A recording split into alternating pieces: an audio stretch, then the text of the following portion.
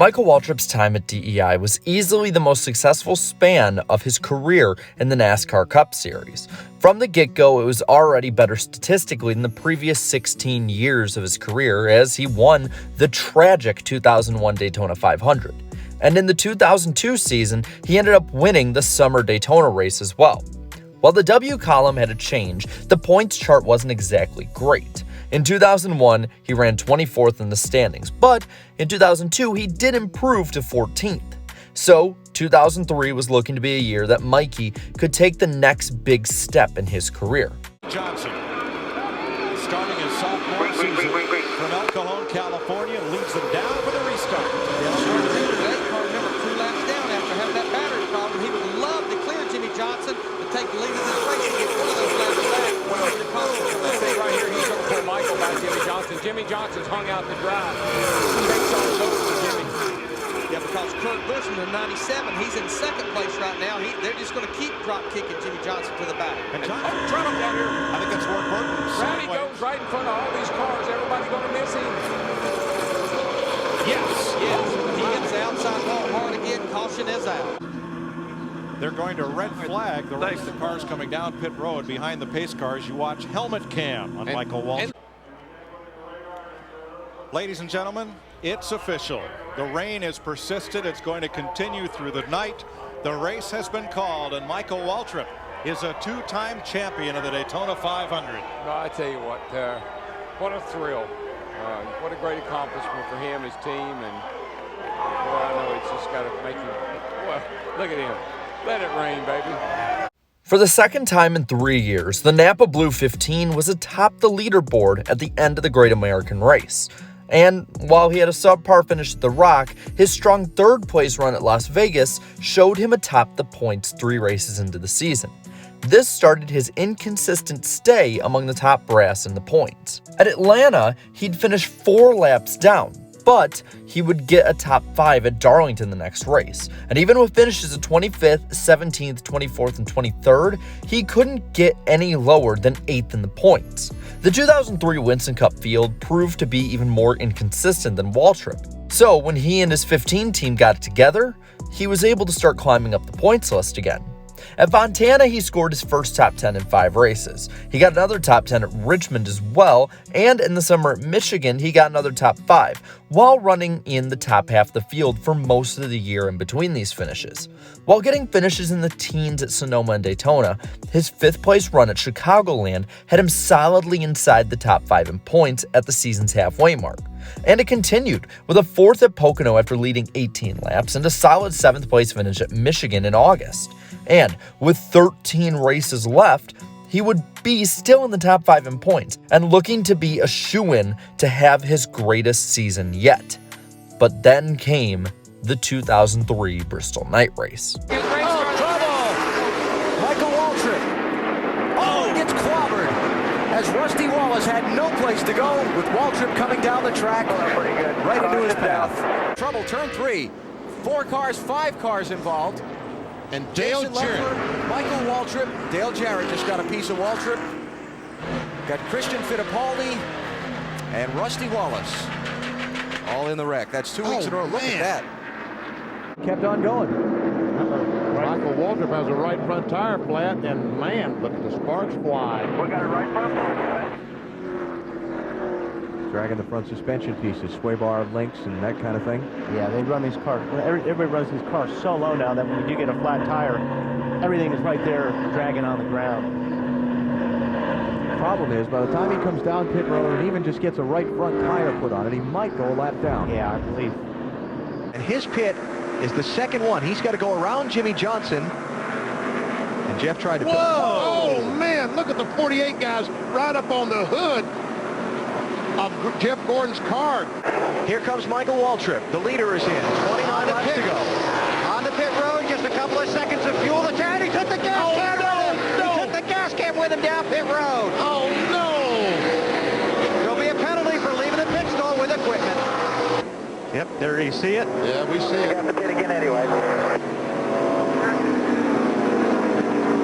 Oh, boy. Oh, man. Michael Waltrip will come back for a penalty.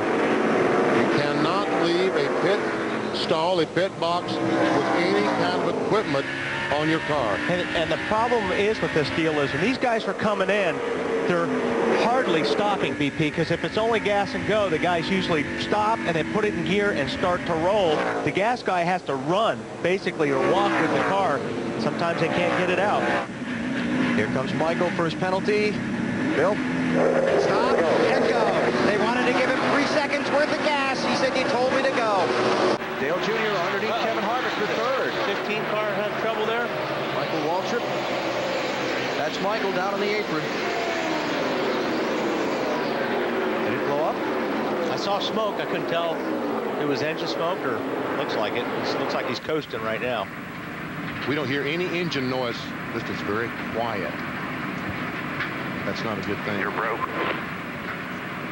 Marty? He said it feels like a crankshaft. Something major just broke is what he said. They're going to bring it on pit road, give it one final inspection, but it could be terminal for the Napa crew. And what an incredible month for these guys after they had such a great start to the season. All of these clips occurred in 5 consecutive races, from before Bristol to after Dover, Concrete Canyon to Concrete Canyon. Waltrip dropped from 5th in the points to 11th. In this span of time, he lost nearly 500 points of a gap to guys like Matt Kenseth, Jimmy Johnson, and Ryan Newman, guys that he was running with or around in points. Luckily, with 8 races remaining, Talladega was on the horizon to maybe turn his season around. They're coming to the white flag. 2 2/3 miles of racing left at Talladega. Do they all make it back around? And who's the first one to the checkered flag? Wow, there's Tony Stewart.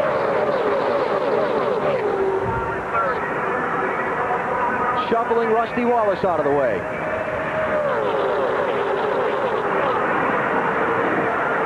Jeff Gordon trying to block. Stewart trying to find some running room. Stewart up the center. So far, nobody with anything from Michael Waltrip. Outside, it's Kevin Harvick in the black and silver car. Gordon's on the outside of the 8 car. Gordon trying to jump in front of Harvick and get the push. Gordon to second. Michael Waltrip trying to figure out who to block. Here they come to the final corner and down to the start-finish line. Waltrip's going to have enough. Michael Waltrip will win the EA Sports 500 at Talladega. For the first and only time in his NASCAR Cup Series driving career, Michael Waltrip was a multiple-time winner in a single season. Unfortunately, this wouldn't be a turnaround for his season, but instead only a brief reprieve towards the death of his 2003 season. Oop, got a car on the wall. And spinning back through traffic, it's Michael Waltrip. We spun around and 3 or 4 guys got back damage. We're on the apron. We'll be coming to pit road here. The NASCAR spotters had just called in that there was a left front tire rub on that car not 10 seconds before he spun. So I wonder if the tire went down. I saw there's something smoke out of the back of that car a few laps ago off turn 2. And he's decided to take the car directly to the garage. He went to the garage, Slugger. He went to the garage. Yeah, I think he's probably decided he's had enough.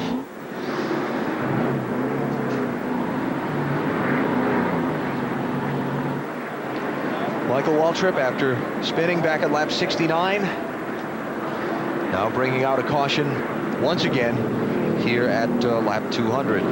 Look at that. See those 2 cars I was talking about? See how he's on the bottom?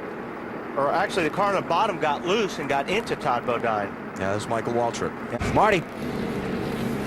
Alan Michaels said on the radio he didn't know what happened. He thought that someone else had gotten into him, so I don't know if his car just got loose or what happened, but he did not say anything about the car being loose. You can see the right front fender damage, same situation as Kurt Busch had. That's going to hurt you here at Atlanta, but if they can fix it and stay on the lead lap, they can overcome this. A few moments later. 7th caution of the race.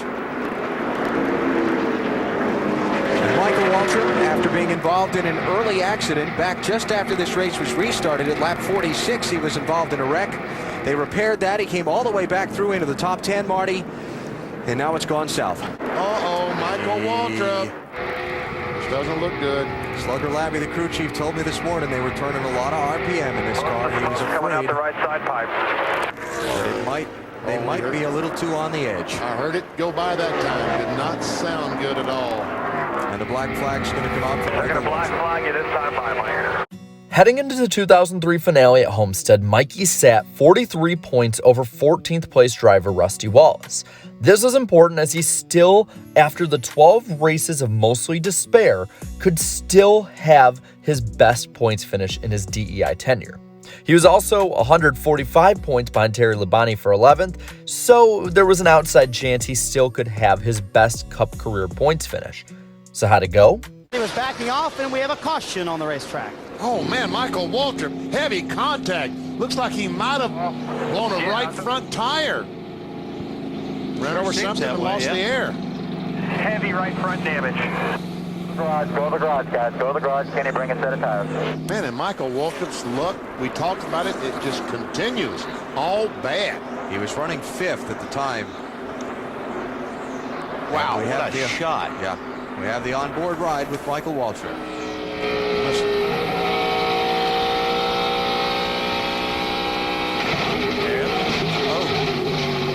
Useful for a tire to blow right there. Yeah. Usually it's when you're going into guys, the corner. I think we blew it right front. Talk to me when you get a chance, Mike. Must have run something over.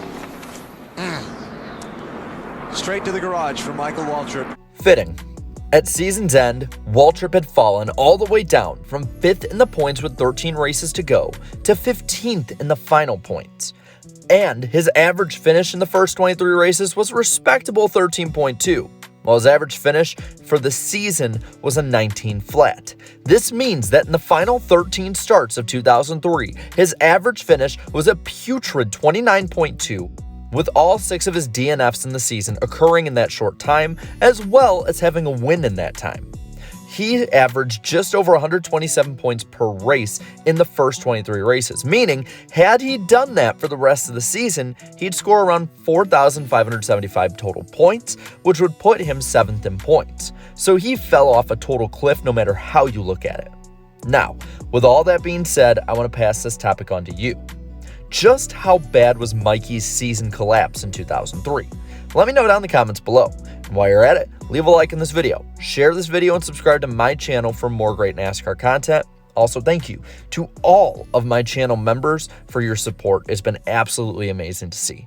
So until next time, have a good one.